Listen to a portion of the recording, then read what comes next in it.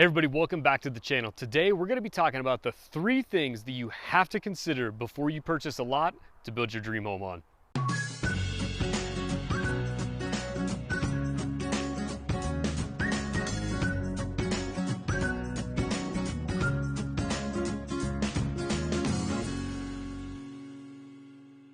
All right, everybody. Hey, like I said, today we're going to talk about the 3 things that you absolutely 100% have to consider before you purchase a land or lot to build your dream home on. Before we get into that, I just want to take a real quick second to remind everybody, our channel is everything about building a custom home. So we are located here in the Colorado area, but a lot of our content, it's going to cross over no matter where you're trying to build at. So if you're thinking about building a custom home, maybe you're just doing the planning phase, or maybe you've already made the decision to do that, definitely take the time, subscribe to the channel, hit the little bell so you get all the notifications. We're posting videos every week. Again, we just want to make sure you have all the information to make the best decision possible if you're considering a custom home build. And like I mentioned, we are here in Colorado, so if you are thinking about a custom home in the Colorado area, please take the time, reach out to us. We'd love to see if we're fit to work with you. All right, so like I said, the 3 things that you absolutely have to consider before you purchase a lot or land to build your custom home on. Number 1 is definitely, I might be making this word up, but I'm going to say buildability. So what do we mean by that? So there's a lot of factors that go with a lot and how much it's going to cost to build a home on it. Is it even feasible to build a home on it? And are you going to be able to build the home that you ultimately want at the end of the day on that lot? Here in Colorado, as you know, a lot of mountainous terrain. We're here in the Colorado Springs area, close to the foothills. So there's many lots, land parcels for sale that honestly, the price looks amazing for the amount of acreage you would get for the price point. But when you take a deeper look at it, there's a reason you get what you pay for, right? So a couple big things that I'll hit on for when we say buildability. So number 1 is the excavation. So how difficult is the excavation going to be? Are we trying to build on the side of a mountain? Is it a pretty flat lot? Do we want to have a walkout lot, but maybe this lot doesn't really lean towards being able to do a walkout on it, at least not easily? I always tell all of our clients, we can do anything, just everything comes at a cost, right? So no matter what it is you want, ultimately you're going to be able to do it in most cases, but what does that cost look like? And that's a big thing for a lot of people, is if you spend a lot of money on excavation or extra footers, foundation, just things that you don't really kind of see at the end of the day or think about, that can really eat into your overall budget, and you're gonna have to make sacrifices on the actual house, the part you do live in and see every day. So we always say, hey, you know what? If there's a parcel of land that you're interested in purchasing, get with a local builder that you trust, maybe somebody's recommended to you, have them walk that lot with you. You're not making a commitment to build with them necessarily, at least we certainly wouldn't do that with anybody. Have somebody walk that lot and just give you some just basic insight. They're not going to give you anything guaranteed because they haven't done soils testing or anything like that, but just give you some basic ideas of, hey, is this a good buildable lot? Are we going to run into a lot of extra cost and incur expenses that are then going to have to make a sacrifice on the actual house, or the part we're actually going to live in? So the buildability of the lot, I really think of just location, foundation footers, and extra excavation that you might have to do to make that lot work for what you want to build. All right, so number 1, buildability of the lot overall. Number 2, utilities. This is a cost that a lot of us don't think about if we're moving from, say, a downtown urban area or a subdivision area, and all of a sudden we're moving onto a custom lot. A lot of custom home sites, they might be tied into local municipal water and sewer. They might be, but they may not as well. So depending on where your lot is, you definitely want to take a hard look and understand what your utility costs are going to be. So we're talking water, septic or sewer, electric, and gas. Those are primarily what we're concerned about. So utility costs, it varies mostly on the distance that you're going to go. So if we talk about electrical, say you're going to go, I don't know, maybe it's 700 feet from the road where the closest power is to get to where they're gonna have to put the box on your lot to get the power into the house. You might be talking $15,000 maybe. So if there's electric right at the edge of the lot and your house is gonna be set pretty close forward, you can save some money on utility cost.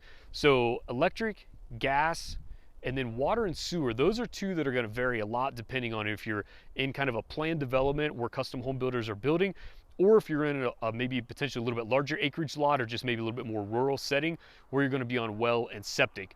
So just understanding what all those utility costs are. If you're in a more rural area and we're talking well and septic, you definitely want to talk with local well drillers and see, based on that rough area, what's the average depth that they have to go to and what would that cost look like, at least as an estimate, if you need to drill a well on that property. A lot of rural properties won't have a well already on them. If it does have a well on it, could potentially save you some money as long as it's a good well. And then on the septic side, again, if you're in a more rural area and you have to have a septic system versus being tied into municipal sewer, you at least want to have a rough idea of what that cost is going to be. So again, talk with a local builder, or if you want to do some legwork yourself before you talk to a builder, definitely take the time to reach out to a local company that installs septic systems for new build homes. Again, just to get a rough idea of what that cost is going to be. And there is going to be a little bit of fluctuation in how they have to design those systems based on the specific lot. Again, topography makes a big difference, soil types. So there's going to be some unknowns that you're just going to have to kind of just deal with and have a little bit of angst over on the utility cost. But you can do some due diligence up front. Again, you can do it yourself or have the builder that you're going to be working with do that due diligence to really give you a good idea of what those costs are going to be, so that again, before you purchase that lot and land, or during the due diligence purchase period of that purchase contract, you have the time to take a look at those utility factors and just really see if it's going to make sense for you. And then the third thing that I think everybody should definitely consider when we're talking about, you know, what lot and land we want to put our dream house on is future growth. And this is a huge X factor. And of course, nothing's going to be perfect. We can't totally predict what the future is going to be. But especially if you're in an area where, say, if there's mature trees all around you, and that's something that you definitely want are the big mature trees, you want to make sure that you understand what's going on with those adjoining parcels of property. Is there some zoning or something that's planned to go in that is maybe commercial? Maybe it's an industrial area, or maybe for future growth, there might be, you know, a densely compact housing community that's going to go into that area. You definitely want to understand, sorry, the wind's getting kind of bad. You definitely want to understand what that future growth is to the best of your ability. It's not going to be 100%. Things can always change. We have to just kind of face that fact, but you definitely don't want to move into your house and 3 months later they start this huge commercial project right across the street that if you would have done a little bit of research, you would have known about and probably not chosen that lot. So again, what the future growth looks like, we like to we counsel our clients to make sure you look at what the surrounding zoning is, what if there's any plans filed with your local county or municipal government. Here in El Paso County in Colorado, a lot of it's public information. You can go online and look at all the projects that are currently planned or have been requested throughout the county, so you can get a good feel for it. And then also look at roadways too. You know, if there's right now it's a lazy 2-lane road that you're on, but it's planned to be a 4-lane expanded major thoroughfare east to west through town, that's probably something you want to know about now before you spend 7 figures on a custom build and then find out when they start moving dirt 2 months after you move in, kind of what a mistake you made. For a lot of people, they don't mind. They'd rather have a lot at a little bit lower price and they don't mind some of the other things around them.